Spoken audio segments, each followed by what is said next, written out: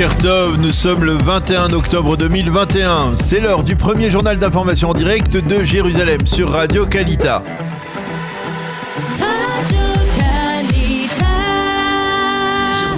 En direct de nos studios de Jérusalem. Et on rejoint à Jérusalem en effet notre correspondant Daniel Haïk. Bonjour Daniel. Et on commence ce journal par l'épidémie de coronavirus avec de nouveaux malades de ce nouveau variant AY4.2.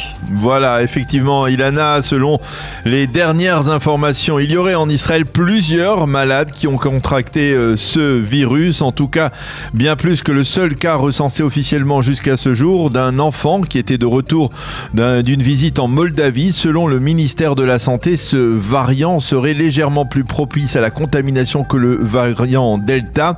Face à cette nouvelle menace, eh bien, le Premier ministre Naftali Bennett a réuni hier soir une cellule de crise en présence du ministre de la Santé, du directeur général du ministère de la Santé publique, le professeur Nachman H, et du coordinateur national de la lutte contre le corona, le professeur Salman Zarqa. Après avoir écouté les experts, le Premier ministre Bennett a donné l'ordre d'effectuer des enquêtes épidémiologiques sur ces nouveaux malades à leur retour de l'étranger.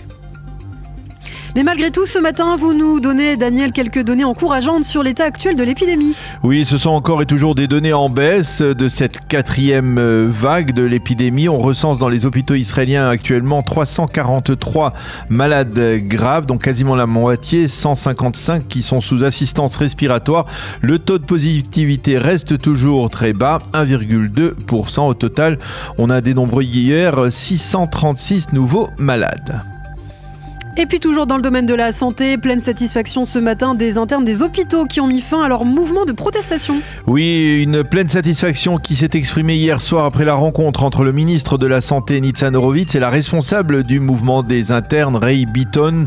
En effet, au cours de cette réunion, Horowitz a proposé un plan amélioré visant avant tout à réduire considérablement la durée des tours de garde en Israël de 26 à 18 heures et une réduction qui sera imposée progressivement.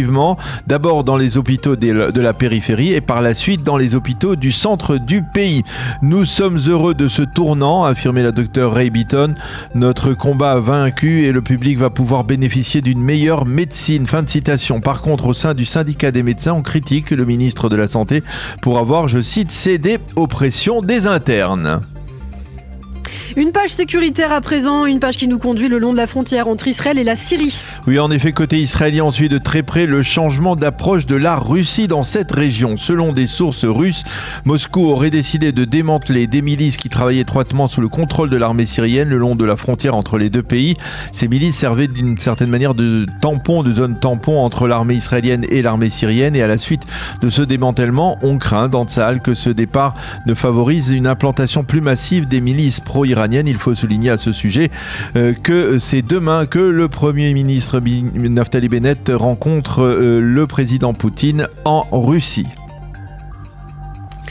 Et puis, diplomatie, une invitation de plus pour Naftali Bennett qui devrait se rendre prochainement en Inde. Et oui, effectivement, le Premier ministre multiplie les déplacements à l'étranger et c'est le Premier ministre indien en personne, Narendra Modi, qui a envoyé cette invitation à son homologue israélien et l'invitation a été officiellement remise hier à Jérusalem par le chef de la diplomatie indienne, Subrahmanyam Jaishankar, j'espère que j'ai bien prononcé son nom. C'est cela dans le cadre d'une rencontre qu'il a eue hier à Jérusalem avec Yair Lapid. La date de cette visite n'a pas encore été fixée. Il convient de rappeler que sous le mandat de Binyamin Netanyahou, les relations entre Israël et l'Inde s'étaient considérablement rapprochées et que Binyamin Netanyahou était devenu au fil des ans un véritable ami de Modi. Et puis enfin, pour terminer, un mot de cette déclaration du président Yitzhak Herzog qui a annoncé hier la création d'un forum israélien sur le climat. Oui, ce forum aura pour but de déterminer concrètement le rôle de l'État d'Israël dans le domaine climatique. Nous voulons être l'avant-garde du débat mondial sur la crise climatique, a affirmé hier le président de l'État. Il faut souligner que cette déclaration intervient au lendemain de la publication en Israël d'un rapport qui dresse la liste des compagnies qui ont du mal à respecter les nouvelles réglementations en matière climatique. Une information qui est publiée également ce matin dans plusieurs journaux de la presse israélienne.